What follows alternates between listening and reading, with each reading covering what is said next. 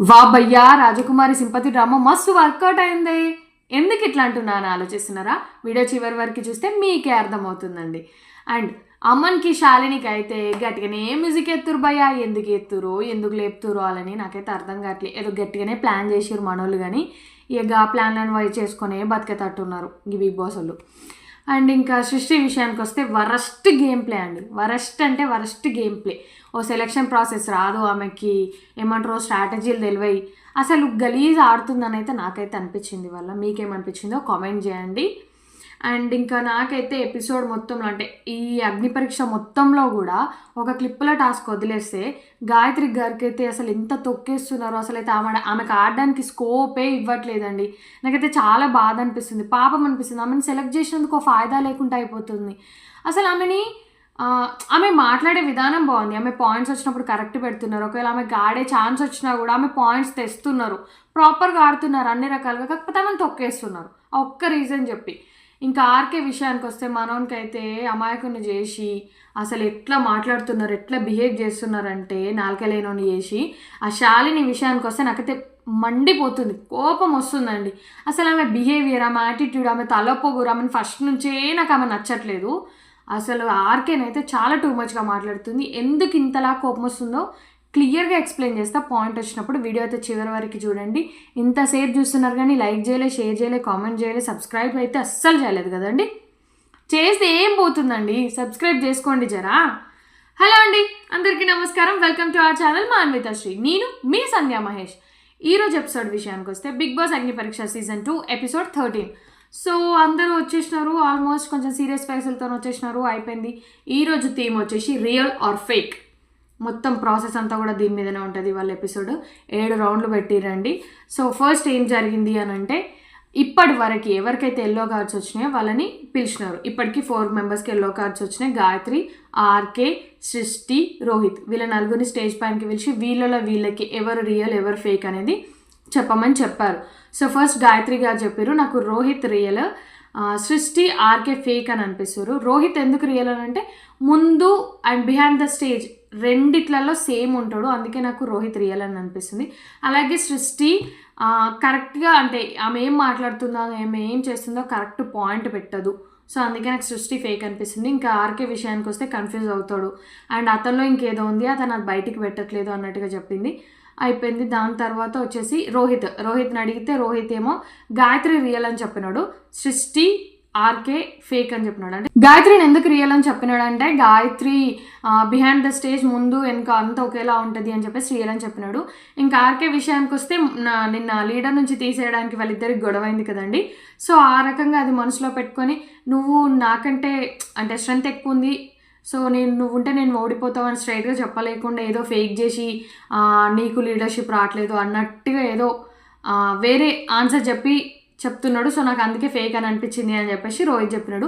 అది పాయింట్ కరెక్టే. అండ్ దాని తర్వాత ఏంటంటే ఇప్పుడు సృష్టిని ఎందుకు చెప్పినాడు అని అంటే సృష్టి ఎక్కడో సమ్వేర్ నాకు కరెక్ట్ అని అనిపించట్లేదు అని చెప్పేసి చెప్పినాడు. ఇంకా దాని తర్వాత మళ్ళీ నెక్స్ట్ వచ్చేసి ఆర్కేని అడిగినారు. ఆర్కేని అడిగితే ఇక్కడ గొడవ చాలా స్టార్ట్ అయిపోయిందండి. గొడవ ఎందుకు స్టార్ట్ అయిందంటే ఆర్కే సృష్టి రియల్ అని చెప్పినాడు, రోహిత్ ఇంకా గాయత్రి ఫేక్ అని చెప్పినారు. ఎందుకంటే ఆబ్వియస్లీ వాళ్ళిద్దరు ఫేక్ అని అన్నసరికి ఇతను కూడా చెప్పినాడు. అండ్ పాయింట్ మనోనికి ఉన్నప్పటికి కూడా మనోనికి మాట్లాడడం రావట్లేదండి. అసలు ఫస్ట్ ఆఫ్ ఆల్ రామకృష్ణ ఏంటంటే చాలా జెన్యూన్ పర్సన్, ఆయనకి ఏది ఉంటే అది మాట్లాడేస్తాడు. అంటే ఆయన లైక్ అంత ఫేక్ చేసే పర్సన్ లాగైతే నాకు కనిపించలేదు ఫ్రమ్ డే 1 నుంచి ఇప్పటి వరకు. ఆయన ఎట్లున్నాడో అట్లే ఉన్నాడు. ఇంకా టాస్క్ల విషయానికి వస్తే తోపు ఆడుతున్నాడండి. మనోనికి ఏంటంటే కొంచెం టెన్షన్, కన్ఫ్యూజన్ అన్నమాట. అంతమందిలో అందరి ముందు మాట్లాడేసరికి ఒక కామనర్ నుంచి ఇక్కడికి వచ్చి అందరిలో మాట్లాడేసరికి మనోనికి టెన్షన్ ఎక్కువ అయిపోయి అసలు ఏం మాట్లాడుతున్నాం, ఏం చేస్తున్నాం అనేది అర్థం కాకుండా మాట్లాడేస్తున్నాడు.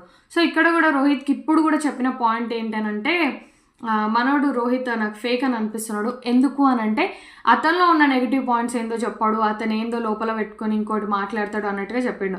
బట్ ఇక్కడ ఆర్కే పాయింట్ ఆఫ్ వ్యూ నుంచి చూస్తే అతను ఏం చెప్పాలనుకున్నాడు అని అంటే ఎదుటోళ్ళకి అంటే ఇప్పుడు సపోజ్ రోహిత్ ఉన్నాడు, నాకేం చెప్పాలి, నువ్వు ఇది నీలో ఇది ఉంది, ఇది మార్చుకోవాలి, నీలో ఈ నెగిటివ్ ఉంది, ఇది నువ్వు మార్చుకోవాలి అని చెప్పే రకం కాదు రోహిత్. అతని పనేదో అతను చేసుకుంటాడు అన్నట్టుగా ఇంటెన్షన్తోని ఆన్సర్ చెప్పిండని నాకు అనిపించింది. మీకేమనిపించిందో కామెంట్ చేయండి. అది అక్కడ ఉన్న వాళ్ళందరికీ అండ్ మనకి కూడా ఎట్లా ప్రొజెక్ట్ అయింది అని అంటే రోహిత్ అతనిలో ఉన్న నెగిటివ్ చెప్పడు అని అన్నట్టుగా ప్రొజెక్ట్ చేసినారు. అప్పటికి శ్రీముఖి అడిగింది, నీలో ఉన్న నెగిటివ్ నువ్వు చెప్తావారా అని చెప్పేసి, అని అంటే లేదు చెప్పను అని చెప్పేసాడు. సో అక్కడ నాకు అర్థమైంది ఏంటంటే రోహిత్ ఆర్కే పాయింట్ ఆఫ్ వ్యూ అది కాదు, ఇంకా వేరేలా అడిగిండు, అది అట్లా ప్రొజెక్ట్ అయింది ఆ తొందరలో అని చెప్పేసి. ఇంకా దాని తర్వాత అక్కడ కొంచెం డిబేట్ జరిగింది. దాని తర్వాత గాయత్రి ఇష్యూ వచ్చిందన్నమాట. గాయత్రి ఇష్యూ వచ్చిన తర్వాత గాయత్రి ఎందుకు అని అంటే నీలో నాకు పాజిటివే అంటే లైక్ నీలో నాకు పాజిటివ్ ఏం కనిపించట్లేదు, ఏమంటారు పాజిటివ్గా ఏం లేదు చూడడానికి, అందుకే నాకు నువ్వు నెగిటివ్ అనిపిస్తున్నావు అని చెప్పేసి చెప్పిండు. దాని తర్వాత ఇంకా సృష్టి రియల్ ఎందుకు అని అంటే ఇక్కడ గొడవ స్టార్ట్ అయిందండి బాబు. సృష్టి ఎందుకు రియల్ అని అంటే సృష్టి అంటే behind the stage back side కూడా సేమ్ ఒకేలా ఉంటారు అండ్ అలాగే తను జెన్యున్గా గేమ్ ఆడతారు, ఆమె ఏదున్నా కూడా 100% కరెక్ట్ చేస్తారు అని నాకు అనిపించింది. అండ్ అలాగే నేను గేమ్ విషయంలో కూడా చూసుకుంటే శాలిని గారు మిస్టేక్ చేస్తారు, బట్ సృష్టి గారు అయితే తన మాటలకి విలువిచ్చి ఆమె ఎలా ఉందో అలానే ఉంది, బట్ శాలిని గారు మాత్రం ఇలా చేశారు అని చెప్పేసి అక్కడ చేయగానే శాలిని ఇట్లా గుమ్మడికాయ దొంగలు ఎవరు అని అంటే భుజాలు తడుముకున్నట్టు శాలిని గారు రెచ్చిపోయింది. అసలు ఆమె ఎందుకు రెచ్చిపోయిందో అంతగానో ఆమె అసలు అన్నీ మాటలు ఎందుకు మాట్లాడిందో నాకు అర్థం కావట్లేదు. షడప్ అని ఒక 10 సార్లు అంటుందండి. మొన్న అపూర్వ గారిని అమ్మని షడప్ అని ఒకసారి అన్నందుకే మస్తు కోపం వచ్చింది, అట్లా అనొద్దు అని చెప్పేసి. ఇక్కడ ఈ అమ్మాయి కూడా ఆర్కేని అన్నిసార్లు షడప్ అని అంటూనే ఉందండి. నోర్ముయ్, నువ్వు మూసుకో, నీకేం తెలుసు, షడప్ అని ఇట్లాంటి వర్డ్స్ యూజ్ చేస్తున్నాను. అసలు నువ్వు ఒక అమ్మాయి ఉండి ఒక అబ్బాయిని నోరు మూసుకో, నువ్వు మూసుకోనుండు, షడప్ అని అనడం ఎందుకు అవసరమా? అది నాకు చాలా తప్పు అనిపించిందండి. అట్లా మాట్లాడుతున్నా కూడా ఆర్కే ఎక్కడ కూడా డిస్రెస్పెక్ట్గా మాట్లాడలేదు. నన్ను షడప్ అనడం కాదు, నువ్వు నాకు రీజన్ చెప్పు, నువ్వు నాకు ఆన్సర్ చెప్పు అనే అంటున్నాడు ఆయన. అవునండి, మరి నిన్న ఏమని శాలిని ఎట్లా బిహేవ్ చేసిందనంటే శాలిని సృష్టి మాట్లాడుకున్నారంట, ఏంటి మనం కలిసి అందరినీ దీపక్ని తీసేయాలి అని చెప్పేసి. దాని తర్వాత కళ్ళతో సైగలు చేసి ఆమె ఒప్పుకుంటుంది, నేను కళ్ళతో సైగలు చేసిన మాట్లాడినా అని చెప్పేసి నిన్న ఆమెనే ఒప్పుకుంది, నేను సారీ చెప్పినా అని కూడా ఆమెనే ఒప్పుకుంది, అన్ని రకాలుగా ఆమెనే క్లియర్గా ఒప్పుకుంది, ఫుటేజ్ కూడా ఉంది. బట్ ఆమె ఇక్కడ ఈరోజు ప్లేట్ ఎట్లా మారుస్తుంది, నా ఫ్రెండ్ కాబట్టి నేను సారీ చెప్పినా అని చెప్తుంది. అని అంటే నీ ఫ్రెండ్ అంటే ఇప్పుడు ఆర్కే కూడా వాళ్ళ ఫ్రెండ్ దగ్గరికి వెళ్ళి నువ్వు నా ఫ్రెండ్ కదా, నేను నీకు ఎప్పుడైనా సారీ చెప్పినా తప్పు చేయకపోతే అని అంటే లేదు అని అన్న తర్వాత కూడా నా ఫ్రెండ్ రా భయ్, నేను చెప్పుకుంటారా భయ్ అని చెప్పేసి అట్లా మాట్లాడుతుంది. మళ్ళీ నా ఫ్రెండ్ నేను సారీ చెప్పుకుంటా బయటికి వెళ్ళి, అండ్ ఇక్కడ ఉంది కదా నేను కన్ఫర్మేషన్ ఇప్పిస్తాను. సృష్టి కూడా అక్కడ అప్పటి వరకు మాట్లాడదామని అనుకుంది, బట్ మాట్లాడలేదు. ఎందుకనంటే మరి ఫ్రెండ్ అన్న రీజన్తోనో లేదంటే ఇంకెట్లనో తెలియదు, కానీ అసలు సృష్టి కూడా నోరిప్పలేదు. చెప్పింది జస్ట్ ఇట్లా చెప్పింది, కళ్ళతో చెప్పింది, సైకిల్ చేసుకున్నామని చెప్పింది అని అంటే దాన్ని మళ్ళీ శాలిని రివర్స్లో మ్యానిపులేట్ చేయడానికి నేను కళ్ళతో సైకిల్ చేసినా అన్న కానీ లేదంటే మేము ఎక్కడ మోసం చేసినాం లేదంటే అది చేసినా నీకు అనిపించిందా, అది మా ఇష్టం, అది నా ఫ్రెండ్, అందుకే నేను సారీ చెప్పుకున్నా అని చెప్పేసి కావాలని మ్యానిపులేట్ చేస్తే ఇంకా ఆర్గ్యుమెంట్ చేస్తుంది. అసలు చాలా రూడ్గా మాట్లాడింది, నాకైతే అస్సలు నచ్చలేదండి ఆర్కే విషయంలో. మన లీడర్షిప్ విషయంలో కూడా ఉంటే ఇటుండి అటుండు పోతావు అది అని చెప్పేసి, అండ్ అలాగే నీకు ఇదేరా బై గేమ్ అర్థం కాదు, అర్థం చేసుకో అన్నట్టుగా చాలా రూడ్గా మాట్లాడుతుంది, చాలా అంటే చాలా రూడ్గా మాట్లాడుతుంది. అది ఒక్కటి నచ్చట్లేదు. అది తగ్గించుకోకపోతే మాత్రం బిగ్ బాస్ హౌస్లోకి పోయినాక 1-2 డేస్ లేకపోతే ఒక 3 డేస్కే తట్టాబుట్ట చదువుకొని బయటికి రావాల్సి వస్తుంది. ఒక శాలిని కాకుండా శంకిని షాకిని లాగా నాకైతే అట్లా అనిపిస్తుంది. ఎందుకంటే ఆమె బిహేవియర్ అట్లుంది. అది తగ్గించుకోకపోతే మాత్రం బిగ్ బాస్ హౌస్లోకి వెళ్ళిన తర్వాత ఏమి అస్సలు సర్వైవ్ అవ్వదండి, అస్సలు అంటే అస్సలు సర్వైవ్ అవ్వదు. ఏదో కాంట్రవర్సీల కోసం 2-3 రోజులు ఉంచుకుంటారేమో కానీ తర్వాత పంపించేస్తారు. అంటే మేబీ చెప్పలేం, బిగ్ బాస్ కొంచెం నెగిటివిటీని ఎక్కువ ఇది చేస్తుంది, అదేమంటారు టీఆర్పీ ఎక్కువ వస్తుంది కాబట్టి ఉంచొచ్చేమో. సో అట్లా జరిగిన తర్వాత అక్కడ బిందు మాధవి అయిపోయిన తర్వాత మనం ఎట్లా మాట్లాడుతున్నా సరే, ఆర్గ్యుమెంట్ ఎట్లా చేస్తున్నా సరే కానీ మన లాంగ్వేజ్ కరెక్ట్ ఉండాలి అని చెప్పగానే సారీ చెప్పేసింది జ్యూరీకి. ఇంకా రామకృష్ణకి సారీ చెప్పింది, అది ఓకే అనిపించింది.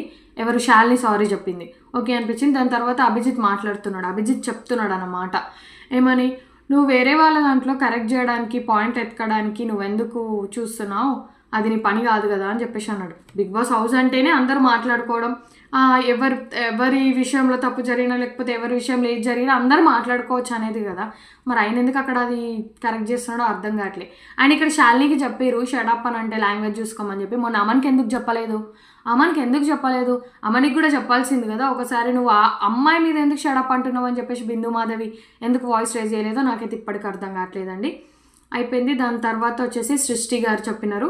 సృష్టి గారు ఏమని చెప్పినారు అని అంటే, నాకు గాయత్రి ఒక్కతే ఫేక్ అని అనిపిస్తుంది. ఎందుకంటే ఆమె ముందు ఒకలా మాట్లాడితే వెనక ఇంకొకలాగా మాట్లాడుతుంది. నాతోనేమో గేమ్ విషయంలో ఇట్లా మాట్లాడి వెనకాల వేరేలా మాట్లాడుతుందంటే, గాయత్రి గారు అది జనరల్గా నార్మల్గా వాళ్ళు మాట్లాడుకున్నప్పుడు ఒకలా మాట్లాడారంట. ఆబ్వియస్లీ గేమ్లో ఎవరైనా కూడా వేరేలానే మాట్లాడతారు కానీ వాళ్ళు స్ట్రాటజీ ప్లే చేయడం బట్టి, దాన్ని బట్టి, గేమ్ ప్లేని బట్టి మాట్లాడతారు. ఆమె అలానే మాట్లాడిందంట. సో ఆర్కే విషయంలో కన్ఫ్యూజన్ తప్ప నాకు ఫేక్ అని ఏమనిపించలేదు. And Rohit is absolutely fine అని చెప్పేసి చెప్పింది. దాంతో అక్కడితో అయిపోయిన తర్వాత ఇప్పుడు శ్రీముఖి బ్లైండ్ పవర్ కార్డ్ది దాంట్లో ఏం పవరో చెప్పింది. అసలు అయితే ప్రతి పవర్ కార్డ్ ఇచ్చేటప్పుడు ఒకటే సోది, మోస్ట్ వాల్యుబుల్ పవర్ కార్డ్ ఇదే చెప్తున్నారు. కానీ ఏదంతలా అనిపిస్తలేదు. కానీ ఇవాళ పవర్ కార్డ్ అయితే కొంచెం ఓకే బెటర్ అనిపించింది. ఎందుకంటే steal the half of the points. మనం ఏ టీంలో అయితే ఉంటామో ఆపోజిట్ టీంలకి ఇచ్చి మనం హాఫ్ పాయింట్లు తీసుకోవచ్చు. అది రియల్గానే నాకు పవర్ కార్డ్ అనే అనిపించింది. ఈ ఒక్క పవర్ కార్డ్ అయితే మనం ఆడకపోయినా ఇప్పుడు సగం పాయింట్లు వస్తాయండి. బాగా అనిపించింది. అయితే దీనికోసం ఇప్పుడు ఇది అయిన తర్వాత బాగా చెప్పినారు ఎక్కడ యూజ్ చేసుకోవాలో చెప్పాలి అని అంటే చెప్పినారు. అయిపోయింది. దాని తర్వాత శ్రీముఖి ఒక 5 లెమన్లని వాళ్ళ మీదకి వేసిందండి. 5 లెమన్స్ వేసిన తర్వాత అందరు క్యాచ్ పెట్టాలి. అయితే అపూర్వ గారు తీసుకున్నారు. అపూర్వ కాళ్ళ దగ్గరికి వచ్చిన తర్వాత తీసుకుంటే అమ్మని వచ్చి తీసుకోబోతుంటే అక్కడ కొంచెం చిన్నగా ఫైట్ అయింది. వీళ్ళిద్దరిది ఏదో టామ్ అండ్ జెర్రీ దానిలాగా ఉందనిపిస్తుందండి. టామ్ అండ్ జెర్రీ ఫైట్, లేదంటే ఇట్లా ఏమంటారు కావాలని ఊరికే గొడవ పడము ఏందో. కానీ ఫస్ట్ నుంచి కూడా అమన్కి, అపూర్వకి, శాలినికి మధ్య వేస్తే లవ్ ట్రాక్లు వేస్తున్నారు, లేకపోతే టామ్ అండ్ జెర్రీ ఫైట్. అపూర్వకి ఇంకా అమన్కి అయితే టామ్ అండ్ జెర్రీ ఫైట్ నడుస్తుంది. వీళ్ళు కావాలని చేస్తున్నారా లేదంటే రియల్గానే గొడవ పడుతున్నారా అర్థం కావట్లేదు. కానీ అట్లయితే కనిపిస్తుంది. అండ్ అలాగే అపూర్వ గారు లెమన్ పట్టుకున్న తర్వాత అపూర్వ లీడర్ అవ్వద్దని చేసిందా లేకపోతే అమన్ లీడర్ అవ్వాలని శ్రీముఖి ఆ బిహేవియర్ అంటే ఆ థాట్ అంటే అది చెప్పిందా నాకు అర్థం కాలేదు. అరే నువ్వు అట్లా ఎట్లా వదిలేసావురా, సరే నేను నీకు ఇప్పటికిప్పుడు క్విక్ ఇస్తున్నది ఏంటనంటే అపూర్వ చేతిలో ఉన్న లెమన్ నువ్వు తీసుకోవాలి రానగానే లాక్కుంటాడు. సో ఇంకా దాని తర్వాత ఫైనల్గా 5 లెమన్స్ ఉన్న వాళ్ళు స్టేజ్ మీదకి రండి అంటే బాగి, అమన్, దీపక్, రాజకుమారి, రామకృష్ణ వీళ్ళు 5 మెంబర్స్ వస్తారన్నమాట. వీళ్ళకి పెట్టిన టాస్క్ ఏంటి అని అంటే 5 సాక్స్ బ్యాగ్స్ ఉంటాయి అక్కడ. ఆ బ్యాగ్స్లో ఏంటంటే ఒక 2 బ్యాగ్స్లో మాత్రం రియల్గానే వెయిట్ ఉంటుంది, ఇంకో 3 బ్యాగ్స్లో మాత్రం వెయిట్ ఉండదు. సో వీళ్ళు ఏం చేయాలి ఇప్పుడు, యాక్టింగ్ ఏం చేయాలి అని అంటే దాంట్లో వెయిట్ ఉన్న వాళ్ళు వెయిట్ ఉన్నట్టుగా లేకపోతే లేనట్టుగా యాక్టింగ్ చేయొచ్చు, వెయిట్ లేని వాళ్ళు. సో వాళ్ళని నమ్మించాలన్నమాట. అక్కడ కూర్చున్న వాళ్ళని నమ్మించాలి, ఎవరి దగ్గర ఉందో ఎవరి దగ్గర లేదో అనే డౌట్ రాకుండా నమ్మించాలి. సో నమ్మించే కార్యక్రమంలో ఏం జరుగుతుందంటే అక్కడ ఒక బెల్ పెట్టినారు. ఆ బెల్ ఎవరైతే ఫస్ట్ వచ్చి పట్టుకొని గెస్ట్ చేసి కరెక్ట్ ఆన్సర్ చెప్తారో వాళ్ళు ఆ బ్యాగ్స్ పట్టుకున్న వాళ్ళ ప్లేస్లో లీడర్గా రీప్లేస్ అవుతారు. సో దీనికోసం ఫస్ట్ ఏం జరిగింది అని అంటే ఫస్ట్ వచ్చేసి మిథిలేష్ వచ్చినాడు. మిథిలేష్ ఫస్ట్ వచ్చి బెల్ పట్టుకున్నాడండి. పట్టుకున్న తర్వాత ఇప్పుడు చెప్పింది ఎవరి పేరు అంటే రాజకుమారి పేరు. ఎందుకు రాజకుమారి అంటే రాజకుమారి బ్యాగ్లో వెయిట్ లేదు, సో అందుకే నాకు ఆమె ఫేక్ అని అనిపిస్తున్నారు అని చెప్పి ప్రిడిక్షన్ చెప్పిండు. బాగి బ్యాగ్లో వెయిట్ ఉన్నట్టుగా అంటే వెయిట్ లేకపోయినా కూడా తను కొంచెం ఓవర్గా రియాక్ట్ అవుతూ ఓవర్ యాక్టింగ్ చేస్తుంది, అండ్ ఆర్కే బ్యాగ్లో వెయిట్ ఉన్నట్టుగా కనిపిస్తుంది అన్నట్టుగా చెప్పి ప్రిడిక్ట్ చేసి చెప్పినాడు. ఇంక రాజకుమారిని పిలిచి చూస్తే యాక్చువల్లీ అందులో వెయిట్ ఉంది, ఆమె ఏం ఫేక్ చేయలేదండి. రాజకుమారి గారు ఫేక్ చేయలేదు, ఆమె దాంట్లో వెయిట్ ఉంది. వెయిట్ ఉంటే సో పాయింట్ వచ్చేసి రాజకుమారికి వచ్చేసింది అన్నమాట. ఇక్కడ రాజకుమారి గారు కూడా చాలా హ్యాపీగా ఫీల్ అవుతూ ఒక మాట అన్నారు, నిన్న ఎవరైతే నేను లీడర్గా పనికిరానని చెప్పారో వాళ్ళే వచ్చి నాకు అంటే వాళ్ళంతగా వాళ్ళే నా దగ్గరకు వచ్చి వాళ్ళు ఓడిపోవడం, నాకు లీడర్గా ఛాన్స్ వచ్చేలాగా చేయడం నాకు చాలా హ్యాపీగా ఉందని చెప్పేసి చెప్పినారు. యాక్చువల్లీ ఆ సిచ్యువేషన్లో ఎవరికున్నా అట్లనే అనిపిస్తుంది. ఎందుకంటే అతనే నేను చెప్పినాడు నీకు లీడర్ అవ్వడానికి అంత క్యాపబుల్ లేదు అని చెప్పేసి. బట్ ఈరోజు అతని చేతిలోనే ఆమె లీడర్ అయిపోయింది. దాని తర్వాత వచ్చేసి సృష్టి వచ్చి బెల్ పట్టుకుంది. సృష్టి వచ్చి బెల్ పట్టుకొని ఆర్కే బ్యాగ్లో వెయిట్ లేదు అని చెప్పేసినారు, అతను ఫేక్ చేస్తున్నాడు అని చెప్పగానే సో ఆర్కే బ్యాగ్లో వచ్చేసి వెయిట్ రియల్గానే లేదు. సో దాని ప్రకారం సృష్టి వచ్చేసి సెకండ్ లీడర్. దాని తర్వాత అమన్, బాగి, దీపక్ ముగ్గురు మిగిలారు కదా, వీళ్ళకి ఒక గేమ్ పెట్టినారు. ఏంటనంటే 2 గ్లాసెస్లలోనేమో స్వీట్ జ్యూస్, ఒక దాంట్లోనేమో వెనిగర్. యాక్చువల్లీ దాన్ని చూడగానే చెప్పొచ్చండి. ఎలా అనంటే ఇప్పుడు దీపక్, బాగి ఇద్దరేమో యాక్టింగ్ చేస్తూ తాగినారు, అది ఎలా చేదున్నట్టుగా తాగుతూ యాక్టింగ్ చేయాలి అని చెప్పినారు. వాళ్ళిద్దరు యాక్టింగ్ చేస్తున్నారు, చాలా ఓవర్ యాక్టింగ్ చేసినారు. ఎవరు బాగి అయితే చాలా ఓవర్ యాక్టింగ్ చేసింది. ఆమె చేసే ఓవర్ యాక్టింగ్కి అందులో ఒకవేళ వెనిగర్ ఉన్నా కూడా నిజంగానే కాదు అన్నట్టుగా నమ్మిస్తుంది అన్నట్టు చేయడానికి చేసింది అన్నట్టు కూడా ఒక స్కోప్ ఉంది. బట్ ఏంటంటే ఎట్లా యాక్టింగ్ చేసినా కూడా మొత్తం జ్యూస్ తాగరు, వెనిగర్ కలిపి ఉంది మొత్తం జ్యూస్ తాగరు. సో దీపక్ బాగా ఇద్దరు మొత్తం జ్యూస్ తాగేసినారు. అమన్ మాత్రం అసలు జ్యూస్ తాగలేకపోయాడండి, ఎందుకంటే వెనిగర్ కలిపిన జ్యూస్ కాబట్టి తాగలేకపోయాడు. సో అక్కడ నేనైతే ఈజీగా గెస్ చేసేసిన. సో రోహిత్ వచ్చి బెల్ పట్టుకొని దీపక్ అని చెప్పినాడు. అసలు ఆయన ప్రెడిక్షన్ ఎట్లా రాంగ్ అయిందో నాకు అర్థం కాలే, కానీ దీపక్ అని చెప్పినాడు. సో దాని తర్వాత అమ్మంది తాగి చూస్తే అమ్మన్ దాంట్లోనే వెనిగర్ ఉంది. నేనైతే అప్పటికే గెస్ చేసేసిన, మీరు గెస్ చేసిరా లేదా కామెంట్ చేయండి. ఎందుకంటే వెనిగర్ వేసి ఉంటేనే కదా అతను మొత్తం కంప్లీట్ చేయలేకపోయాడు అనే ఒక థాట్ వచ్చింది నాకు.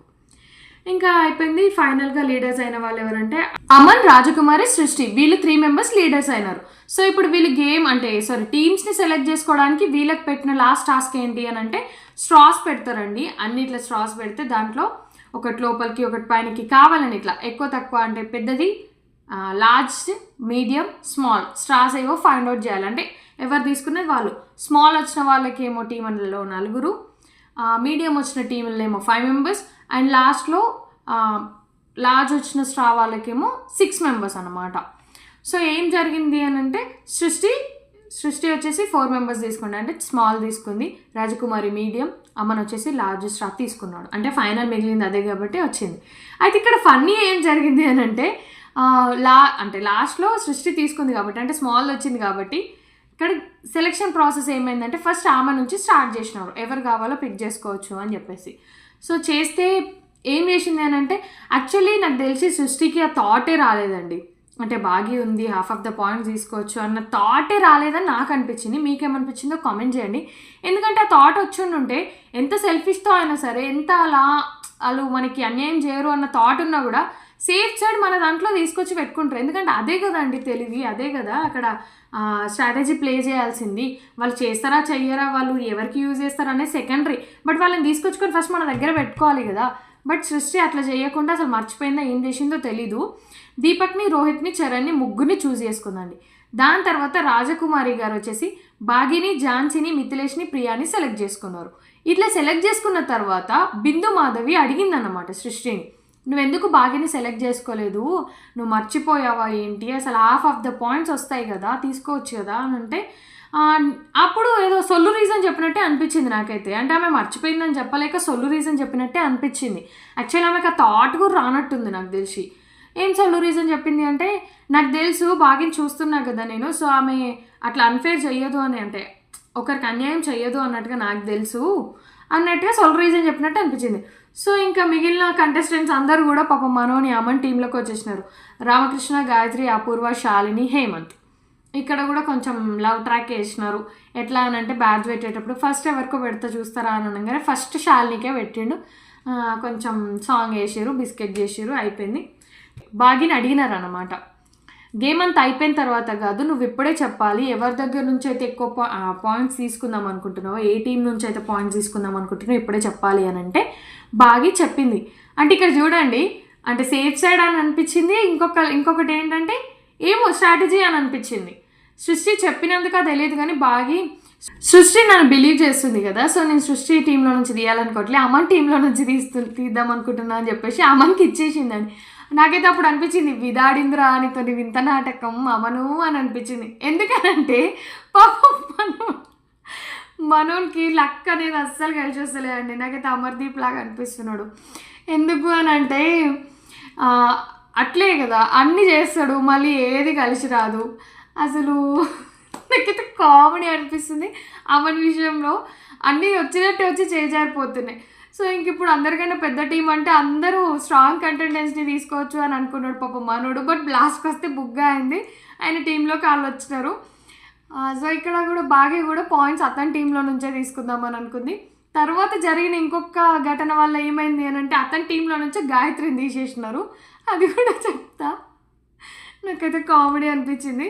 అండ్ ఇంకా నెక్స్ట్ వచ్చేసి గేమ్ స్టార్ట్ అయిపోయిందండి, real are fake game start అయిపోయింది. ఫస్ట్ రౌండ్లో వచ్చేసి శాలిని, బాగి, సృష్టి ముగ్గురు వచ్చినారు.